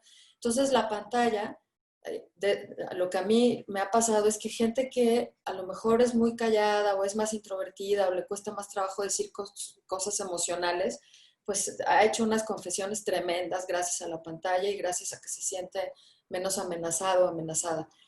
Yo he tomado ya decisiones. Las primeras semanas creo que todos estábamos pensando, no, este es un pésimo momento para tomar decisiones. Y yo después llegué a la conclusión de que era un buen momento para tomar decisiones porque estaban amplificadas las cosas que ya estaban ahí. Ahorita veían las preguntas que alguien decía, ¿no? ¿Qué cosas nuevas trajo la pandemia? Pues trajo lo de siempre, nada más que amplificado por 1000, ¿no? O sea, a la N potencia. Entonces yo decidí dejar un consultorio que estaba muy lejos de mi casa, que me implicaba levantarme a las 6 de la mañana, irme de noche de mi casa, en fin, ¿no? O sea, como que dije, pero como, ¿por qué tengo yo que hacer eso? Lo vi absurdo de pronto. Pienso usar menos el coche. O sea, hay un montón de cosas a nivel personal que cambiaron. La casa pasó de perseguirme, porque me perseguía al principio, porque yo ya no me acordaba bien cómo se limpiaba, esa es la verdad, a sentirme otra vez dueña de mi casa. O sea, sentirme dueña de mi casa, decir, mira, pues trapear es como una especie de ejercicio aeróbico, terminas hasta sudando, y agarrarle el gusto, ¿no? A una serie de cosas. Y también entendí muchísimo a Gaby, que es la chava que me ha ayudado en los últimos 6 años a limpiar mi casa. O sea, entendí cómo yo a veces, así como desde un lugar de la que no sabe nada, pero manda, decirle, oye, ¿por qué no has limpiado las persianas, no? Y ella decirme, no me da tiempo. Y yo no creerle, ¿no? O sea, yo no creerle que no le daba tiempo y pensar, claro, debe hablar por teléfono todo el día. Bueno, ahora pienso que debo pagarle el doble a Gaby cuando pueda regresar a mi casa, porque es increíble lo que hacen estas mujeres por nosotros. Entonces, eso que tú decías, Pepe, ¿no? Se hizo muy evidente la desigualdad. Yo tengo este compromiso con ella, que me parece como la forma más realista de veras de practicar la igualdad y la democracia, de decir yo me voy a hacer cargo de que tú te puedas quedar en tu casa, ¿no? Porque yo tengo una situación completamente diferente y yo ahora tengo más trabajo que tú. Entonces, pues para mí, claro que ha traído muchas pérdidas, decisiones duras de tomar, difíciles. Uno de mis hijos de plano ya se va a mudar, o sea, empezó a buscar departamento y ya encontró a dónde irse. Entonces, la pandemia lo lanzó a la independencia. No sé, creo que eso es lo que podría decirles.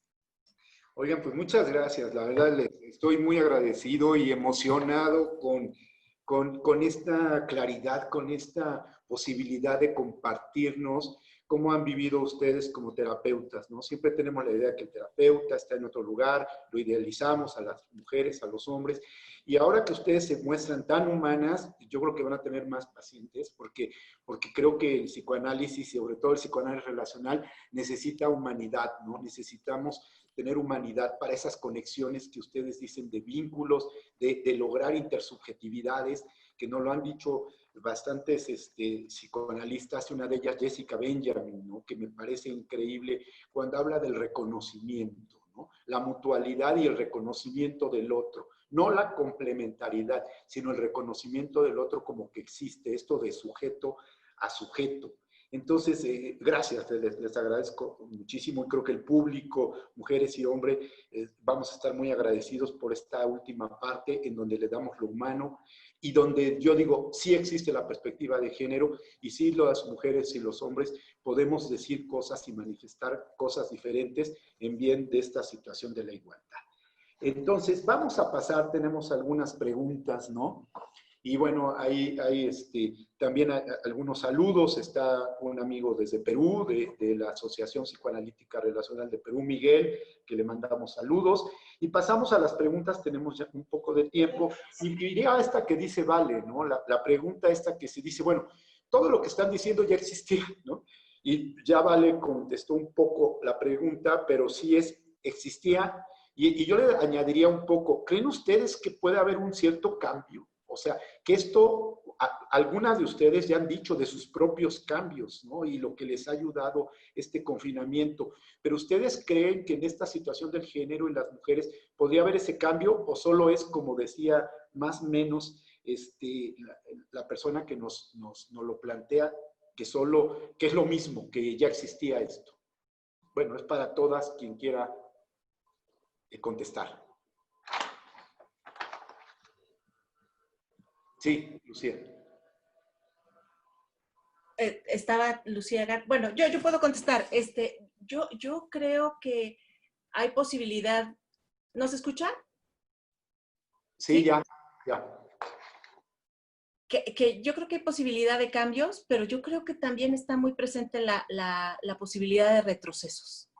Yo así lo veo. O sea, creo que eso es una cosa que nos tiene que tomar con mucha lucidez, porque creo que el miedo, la sobrevivencia nos llevan como a regresiones importantes, ¿no? Y vamos a tener que estar con mucha conciencia y con mucha lucidez en estos tiempos para que recuperemos la calle, por supuesto, pero también la consigna, la voz, ¿no? Si no, puede sentirse que todo regresa a lo mismo, ¿no? Pienso. Ok. ¿Alguien más quiere comentar sobre esta pregunta? Sí, Jess. Bueno, yo creo que una ganancia muy importante es justo la visibilización que se está haciendo de toda esta situación de la desigualdad de género, y de que, bueno, como ya lo comentaban, pues hay como una especie de interrupción de toda esta lucha y toda esta fuerza que traía lo del 8 de marzo. Yo puedo comentar, por ejemplo, en el caso de mi hija, que es también muy feminista, ya está en prepa, y tenían ya planeado hacer por ahí el tendedero en su preparatoria, se tuvo que cancelar, o sea, coincidió con la pandemia, y sí se desilusionaron sus compañeras, porque finalmente ya no hubo este espacio y porque ellas ya no regresan a la prepa, ya pasan a la universidad y ya se perdió esa continuidad, pero finalmente creo que también les queda a ellas esta experiencia de que sí hay formas de hacer visible toda esta violencia hacia la mujer y toda esta desigualdad, y siento que lo que observamos en nuestros consultorios, en la consulta, bueno, es también parte como de algo que ya existía, pero que afortunadamente ahora es mucho más visible. Siento que es como también una forma de darle más empuje, de una forma distinta a toda esta lucha, ¿no? Ok. ¿Alguien más? Sí, Lucía. A mí me parece importante que no perdamos esta, vamos a llamarle oportunidad, para seguir fomentando el cambio. Sí pienso que pudiese haber una paralización, más que una regresión, una paralización de qué es lo que nos espera ya cuando abramos, pero también creo que el compromiso de nosotros como terapeutas, o el compromiso que tenemos con nuestras pacientes, ya sea hombres o mujeres, pero en este caso específicamente mujeres, es precisamente que esa parálisis sea rapidita y que no permitamos que todo siga igual. Creo que también es una oportunidad de que, aunque digan nuestras autoridades que en México no existe, que los hombres mexicanos no son así, tener la certeza de que sí existe eso. Y yo insisto en estos foros importantísimos para encontrarnos nosotras con nosotras. Ok. Bien. ¿Alguien más quiere comentar o pasamos a la otra pregunta? Nos preguntan cómo podemos nutrir la individualidad como mujeres, no desde el deber ser, sino del poder ser en la pandemia. Y antes de contestar, aquí Coral nos dice: una verdadera delicia escucharlas y aprender de ustedes. Gracias por este conversatorio. Uriel, gracias por el conversatorio. Espero con ansias el siguiente. Magníficas, Claudia Villanueva, magníficas intervenciones, muchas gracias, sus comentarios, su sinceridad. Aquí hay una de que me manda saludos a mí. Gracias por su honesto y emotivo compartir. Saludos de Guadalajara. Nos vemos pronto. Tilti Live, Lima, Perú. Vale Villa, estupenda, me has ayudado muchísimo. Miguel Maldonado, muchas gracias a todos. Soy miembro del capítulo AD Miguel de Perú. ¿Cómo entender que aproximadamente el 93% de las personas que asisten al webinar son mujeres? Una segunda duda que tengo es cómo integrar la actitud analítica, establecer una relación con el paciente que le permita acceder a una vida más satisfactoria, de tomar el consultorio como trinchera, como deslindar actitud terapéutica de respeto por lo que piensan los pacientes y tolerar las diferencias. Bueno, vamos a unirla con la otra pregunta, que es cómo se puede ser más que deber ser, sino poder ser, nos decían, ¿no? ¿Quién de ustedes quiere contestar? Sí, Vale. Pues creo que el revisar los estereotipos de género que vamos por ahí cargando todas nos puede ayudar a definir qué es lo que queremos ser, o sea, qué es lo que realmente queremos y qué es lo que está impuesto, porque pues al final todos tenemos sesgos de género. Yo creo que las chavas, yo también pienso que las chavas más jóvenes lo tienen más claro, las jovencitas, las adolescentes, las mujeres en sus 20s, si ya están como en otra cosa, ¿no? Traen las pilas. Entonces, creo que esto del deber ser, pues se puede entender desde un montón de lugares y es pues es una muy mala manera de estar en el mundo, ¿no? Estar pensando solamente en cómo debo ser, en qué están esperando los demás de mí, qué espera mi familia de mí, mis hijos, etcétera, ¿no? Se atrapa uno en una cantidad de expectativas tremendas. Entonces, no sé quién de mis compañeras dijo hace rato, ¿no? Que el cuidado, o sea, centrar tu vida en cuidar a los demás, le cobra a la subjetividad, le cobra a esta pregunta que uno debería poderse contestar y es como, ¿qué quiero? ¿No? ¿Qué quiero en la vida? ¿Qué quiero de mi vida? ¿Con quién quiero estar? ¿Con quién no quiero estar? ¿Qué ya no quiero hacer? ¿Qué no me gusta hacer? Y esas preguntas generan muchísima culpa. Entonces, creo que sí, esta cuestión de la liberación tiene que ser primero como, no sé si primero, pero es como a la par del proceso colectivo en la calle, pues es un proceso interno de poderse hacer estas preguntas, ¿no? Dejar de pensar en qué quieren los otros y empezar a pensar qué quiero yo.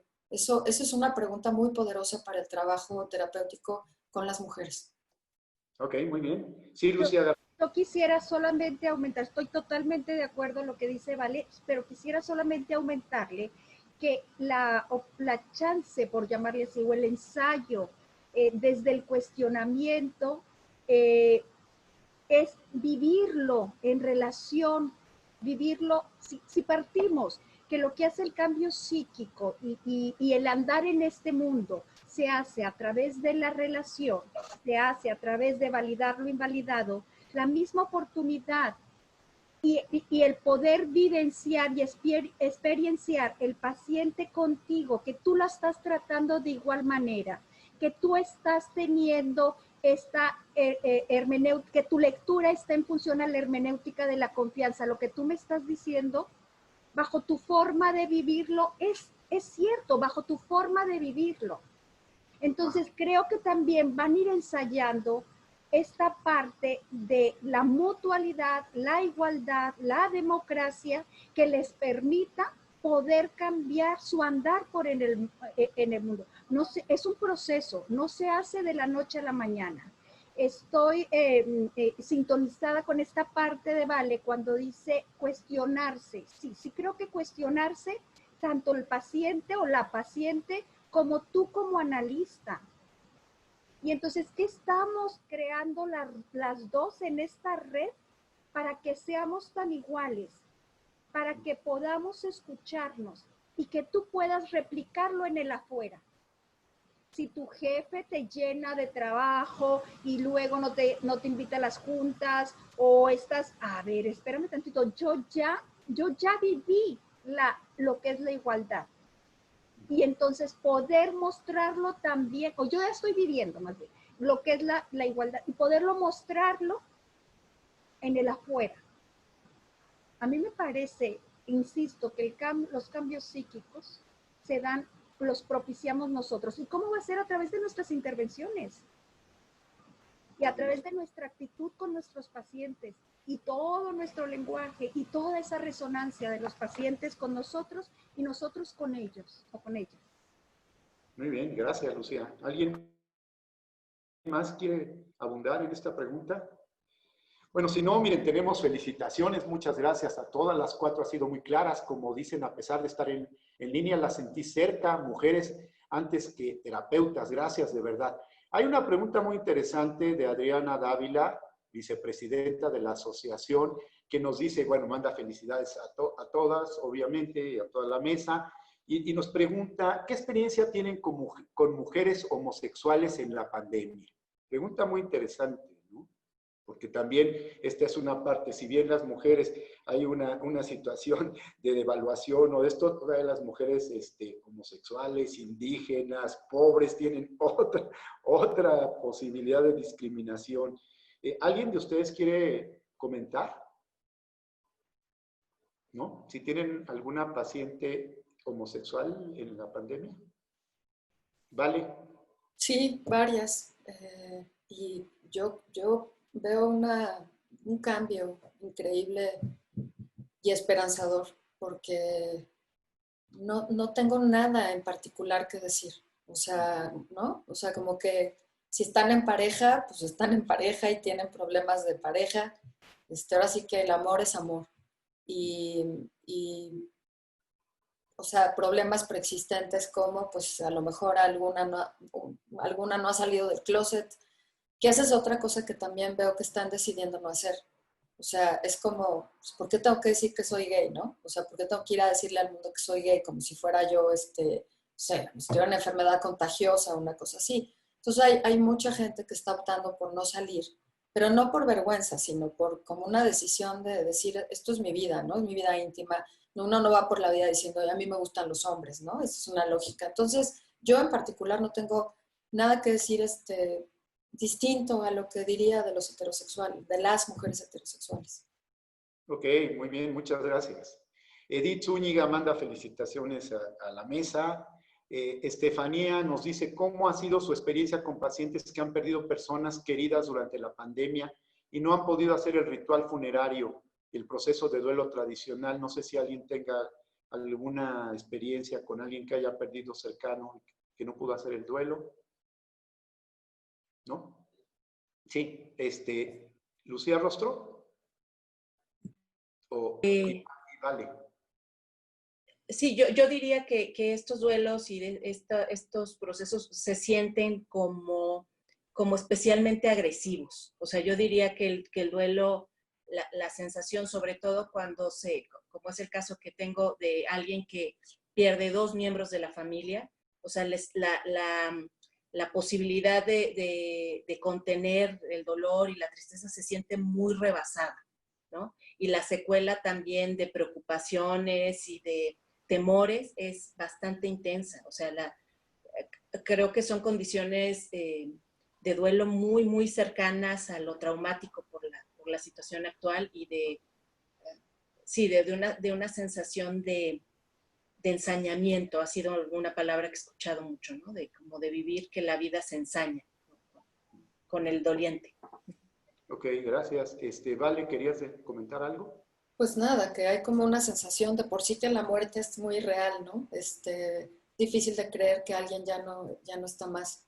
Y ahora, como tiene que ser muy rápido el proceso de cremación por medidas sanitarias, no hay funeral, etcétera, pues también los rituales de duelo se hacen en la casa.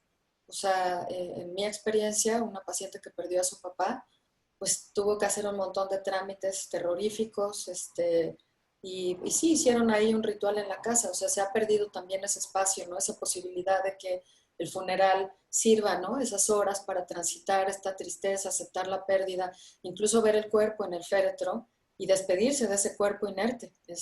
Todo eso está perdido. Y es una de las cosas que ojalá podamos volver a tener, ¿no? Los funerales que son tan importantes, los abrazos que uno recibe en ese momento, la gente que te quiere, todo eso no está. Entonces yo diría que a lo mejor vamos a ver quizá, ¿no? Es una cosa que se me ocurre que puede pasar, muchos duelos que se quedaron ahí petrificados por COVID, que quizá se vayan a hacer hasta después. Ok, Lucía Garza.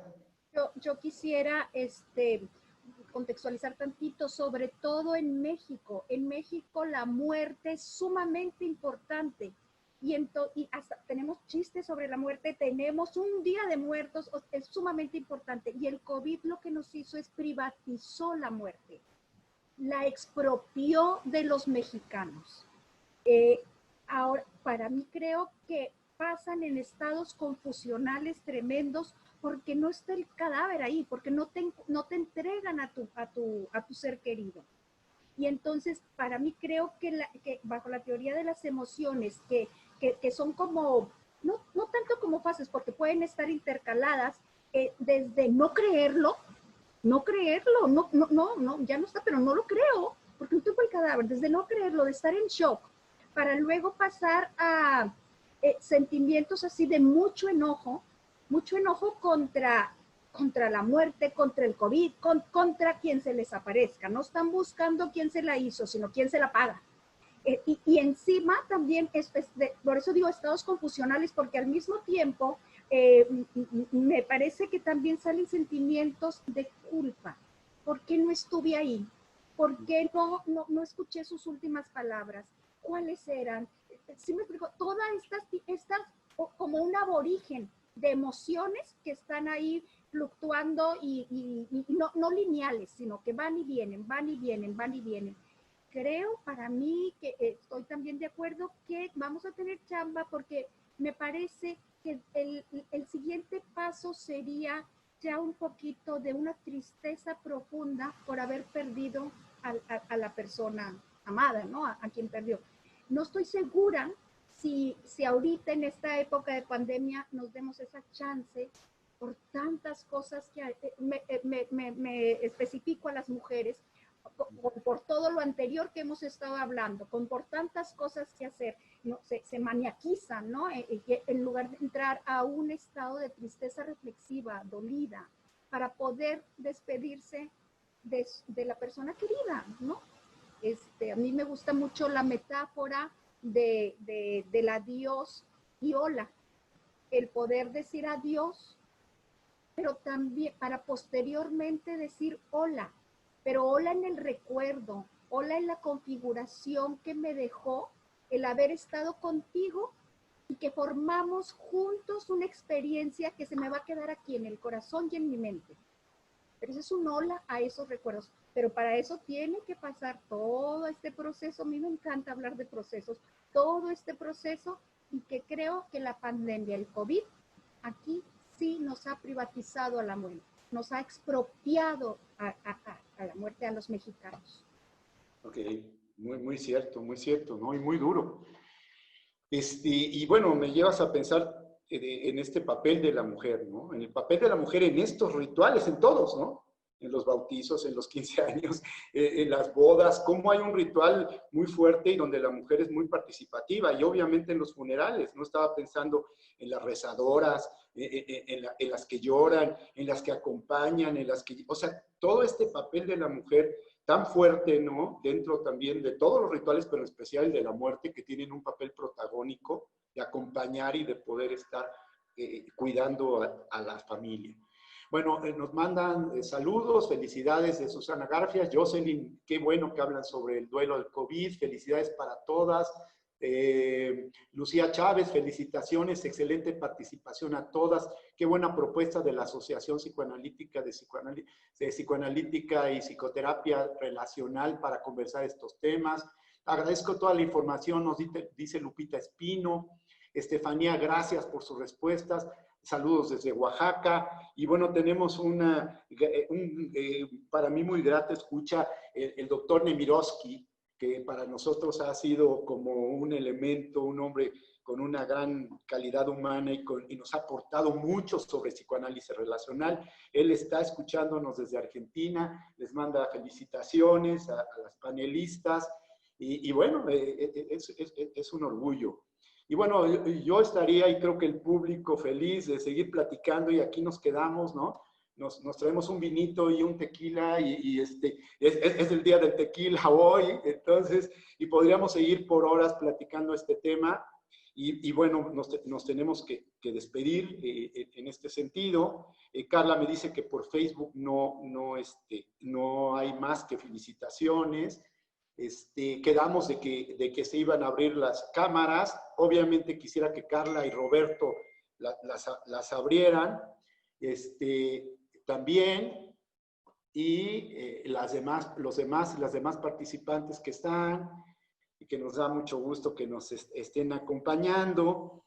Quiero decirles que esto a mí me lleva a pensar en la pedagogía, ¿no? La pedagogía de la pandemia. ¿Qué nos va a enseñar la pedagogía de la pandemia? ¿Qué nos está enseñando? Ya lo dijeron estas mujeres, estas terapeutas, estas madres, estas parejas.